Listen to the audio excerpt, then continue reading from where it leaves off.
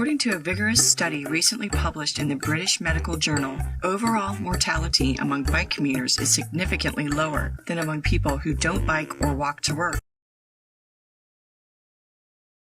The data came from more than 260,000 British workers between the ages of 40 and 69, whose health outcomes were recorded over 5 years. Among bike commuters, the likelihood of developing or dying from heart disease was about half that of sedentary commuters.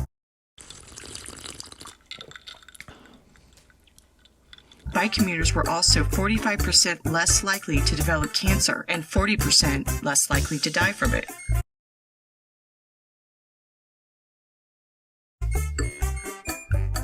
Cars produce 0.97 pounds of pollution per mile annually. Bikes produce none. Bikes are also up to 50% faster than cars during rush hour.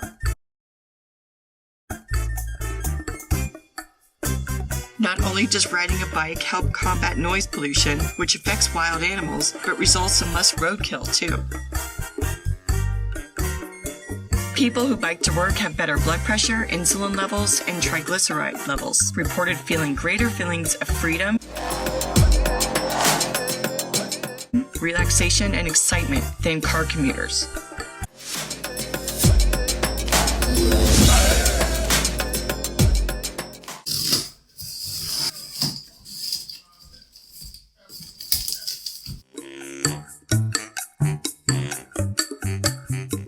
Alright fellas, last summer I ordered a couple of wheels from the renowned company DD Swiss.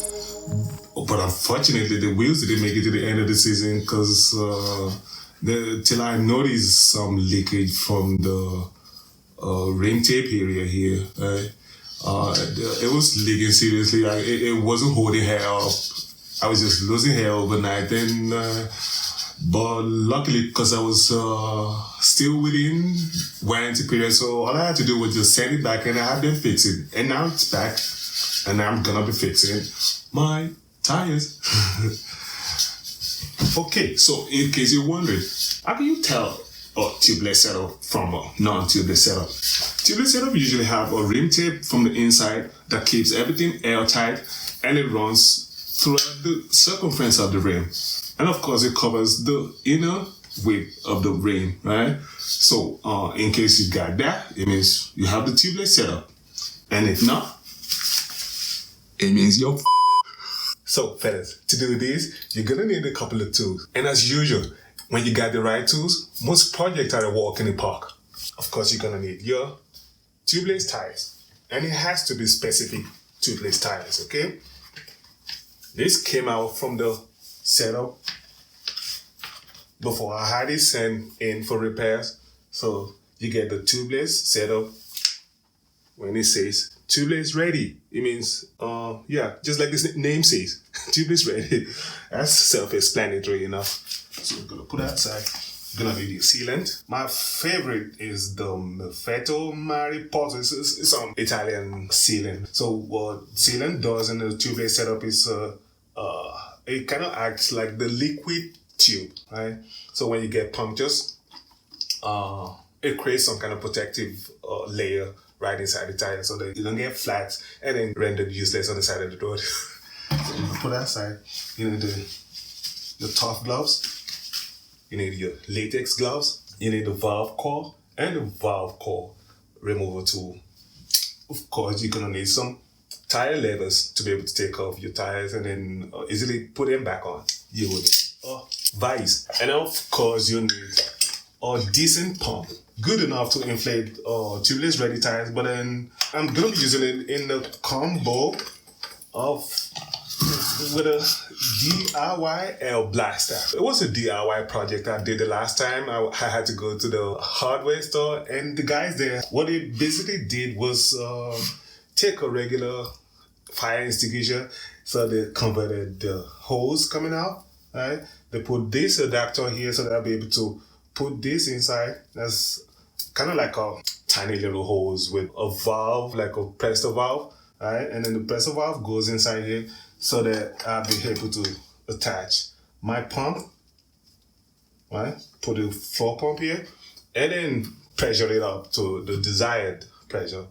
When I'm sitting a 2.4 tire with MTB tire, for instance, usually say 4 bars is enough for me to air up to sit the tires, right? So yeah, some people might go for 4, some people might go for 5. In some cases, I see people go up to 6 bars just to sit a tire. I say the general rule of thumb is 5. If you're at 5, you're good to go. So I pump it up and attach something like this. There's a tiny little hose on it, and that goes into my valve core. Of course, it'll be on my rims when I'm done, right? So it goes to the rims, and I'll show you everything in details when it's time to pump up to air up the tire. So it goes inside, and I'll release this, right? Inside, and you get that nice rush of air, like rapid rush of air into the tires, and that's how you sit the tubeless wheel. But, I might not need it. What I'm going to do is first try the regular floor pump. And if it sits, then it means we're not going to need the DIY air blaster. And if it doesn't, then we go for the bad boy. Alright, fellas, it's time to install the tire. If you have a directional tire, it's usually signified here with a arrow. You got an arrow symbol that shows the direction of the tire. And you want to have it match the drive side or the non-drive side. So you get where you get the disc brake is usually the non-drive side, while the drive side is where you get the hub. Okay, so you get, since the arrow says, where are my tires? Where are my arrow? Oh, okay, so you get the arrows here, meaning the spinning side, that's the front, the tire spins forward from this side. So you get make it match the non-drive side, that's the disc brake side. And usually there's some unwritten rules in the cycling world. And if I don't want to look like a newbie, I'm gonna try as much as possible to make my valve match the tire logo. And that's what you see right here. Okay, so you sit the tires. Usually easier to sit the tires when you have one side goes in first. Alright. So we have one side fixed, and then the other side is gonna be easier. Are you following? Alright. So some people usually start from this point, and then they have your sealant poured inside. I usually take it the other way. So I say it's advisable for you to air it up before pouring some sealant inside, because that way if you make mistakes, you don't have to deal with the whole mess, right? Pouring sealant out and then make a whole mess in the room. I think it's advisable for you to pump it up, to air it up, dry, that's the air, that's the dry hair up, for lack of a better word. So you air it up without any sealant inside. That way when you make mistakes, then you can adjust that mistake without making any mess, right, in the whole house. And that's what I'm gonna do right now. Because if it's gonna air up anyway, you're gonna air up without any sealant inside. So if it's already tight and then it's not yet sitting inside the rim, it means you're probably not going to need any air blaster. A nice way to get around this is usually to pour soapy water around there, and that way it just slides easily. Let's try that and I'll show you what I'm talking about. And watch this. Didn't I tell you? Boom. And since it worked, now you're gonna want to go around the tires with the soapy water. What that does is it helps the tire sit effortlessly with the rim. And generally you hear some nice pop sound. That's when you know you're properly sealed. And of course, first, I'm gonna be doing it without the valve core installed. Well, and the reason for that is when you're hearing the tubeless setup up, your best bet is to take the valve core out so that you can get the nice direct burst of air inside the tire. That way the tire sits easily. Alright, so without the valve coil installed, I'm going to try to head it up.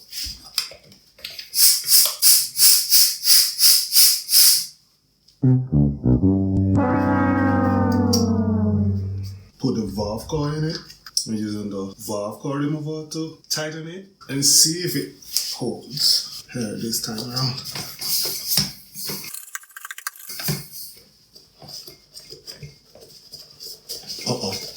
Alright, so one more trial. Denied. Alright, I give up. Now it's time to take out the bad boy. Okay, so this is where the bad boy comes in. As I was explaining earlier on, you want to put your valve in the adapter that was provided, and you attach the floor pump this way, and then we head it up to, say, 5 bars. That's like 70 psi. Head it up. Before airing it up, we're gonna need our vise, right, to hold everything in place. See that? Now I'm gonna head it up to 5 bars. Whew, that was a hell of a workout. So I'm gonna take the vise off and take the other end off.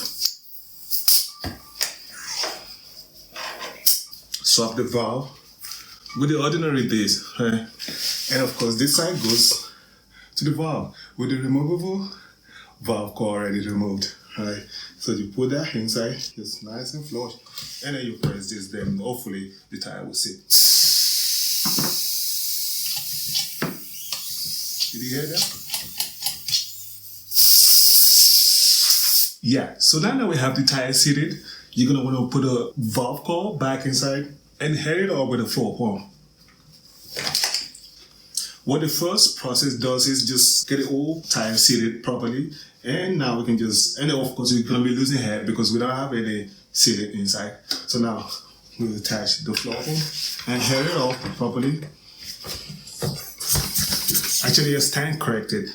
You will lose air because you take the valve coil out, right? First you head it up with the air blaster without the valve coil inside. So in the process of trying to put the valve coil back inside, you lose air. So now when you put the valve coil back inside, then you can now attach the floor pump and head it up to the desired pressure.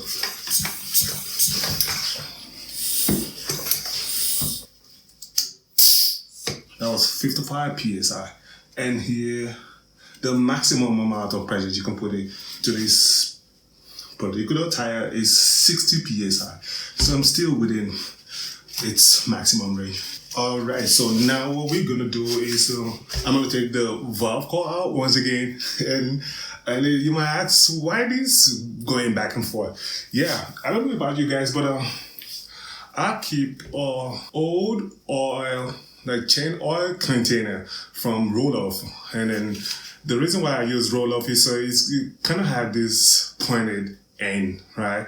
So when I take the valve coil off, then I'll be able to put this right into the hole, right? So that way I won't have to take off the tires once again and doing the whole shabal, right? So I could just empty ounce and a half. That's 1.7 ounces of sealing inside, and I just run around with this. I keep extra in my riding bag, and I just I just have an extra with me to carry around in case of incasity. Right? So this is how it goes inside, and I'm gonna take the valve coil out once again with my valve coil removal tool, right? The tiny little black stuff. And don't be scared when you hear the air outburst, okay? They make a loud noise.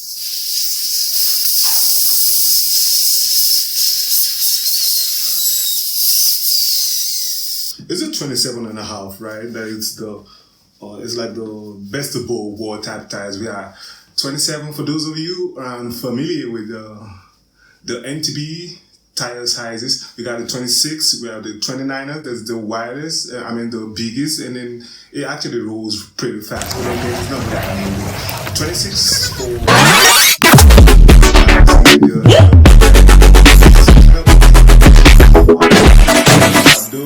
27 650B, right? And it's kind of like the best of both. So it's a 27.5 size tire, but then the width is 2.25. It's a rare tire, so I don't need that much width. For a 2.25 inch wheel tire, you're gonna need say 60. The recommended 60 milliliters. That's roughly 2 ounces of sealing. So I'll pour that inside, and then to be on the safe side, I'm gonna just double it a little bit because it dries out, right? You know how sealing works. So I empty the bottle and then half fill it once again and then empty the next one. So that way I'm just gonna be on the safer side. Watch me breastfeed my tires. Do you see how flush that is? It's like the container was made for the wheels. It just makes life pretty much easy, right? And without any mess, and that's the advantage of the dry mount. First you dry mount, and in case then you want to check all around the tires, right? You have like a little line here, and if the distance between the line on the tire and the rims pretty much consistent throughout the wheels, then you know you're on the right path. And that's how it is. So I'm gonna finish my breastfeeding and move on to the next step. So now I'm gonna finish my breastfeeding, and since it's a 2.25 inch tire, I think 50 milliliters isn't enough like that, right? So now I'm gonna fill it out one more time, or maybe halfway, and that way we'll be a little above the recommended sealant that we pour inside. So it's 50 milliliters, and when I fill it halfway, that'll be extra 25 milliliters, making 75 milliliters altogether. So that'll be above, say, 2.5, maybe 2.3, 2.2 ounces of sealant inside. So, yeah, it's always better to be on the safe side, okay? Yeah, and the breastfeeding continues. So now you have the second 25 milliliters sealant being poured inside, because we want to be on the safe side. Because it's better to be on the safe side. And when you're done, you're going to want to pull it up this way. That way, when you're mounting the valve, then you don't get any spit out. Actually, it doesn't really matter like that. But then, all right, so we'll tighten this back and see if it holds here. See, so far, guys, we've managed to keep the floor dry. Not a single drop of sealant on the floor. Isn't that great? Okay, so now I'm gonna hand it up and see if everything holds. Alright, so we're 50 PSI. Tighten the valve. And now the sealant, of course, is at the bottom. And what you wanna do right now is give it like a nice little wiggle.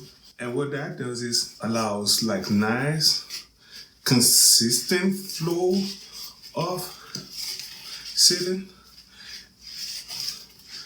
And that way you get all the pores of the tire all sealed up. Right.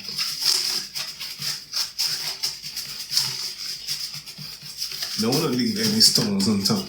And you want to give it a spin a little bit.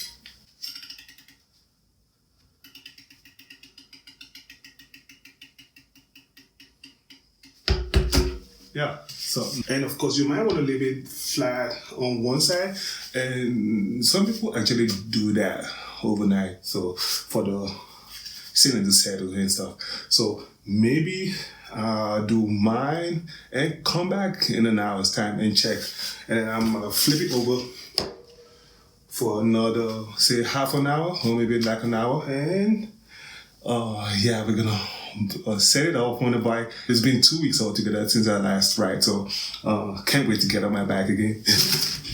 Okay, now it's time to flip it over. Alright, good. So 1 hour's passed, and as you can see, it's hair tight. Alright, fellas, the installation of the tubeless tire was a success. Now it's time to give it a ride. So now I'm just going to put my cassette back on, and there'll be a link to a video on how to do that in details. And one more last thing before we install the tire, you want to check if the line between the tire and the rim is consistent throughout the entirety of the circumference of the wheel. And if you got it right, you can just go ahead and install the wheel on your bike. Alrighty, so I got my bike and the tires coming off. You want to protect your hand from dirt, and that's the reason why you put on some heavy duty gloves. Okay, so now that you got the tires inside, now you want to tighten things up.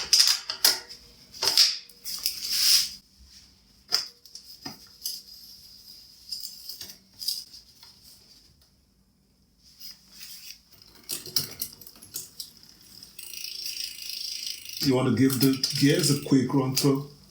See if everything's running smoothly.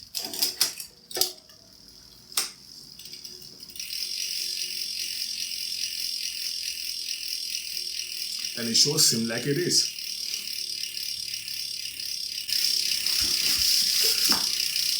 Yeah, so that's it, guys. If you guys like this content, please don't forget to hit the like and subscribe button. And yeah, in the nearest future, I'll be doing how to clean your chain video, and then there's still more bike content coming on this channel, so please stay tuned. And yeah, leave a comment in the comment section if you think I made something, okay? So stay tuned for other videos to come. Peace.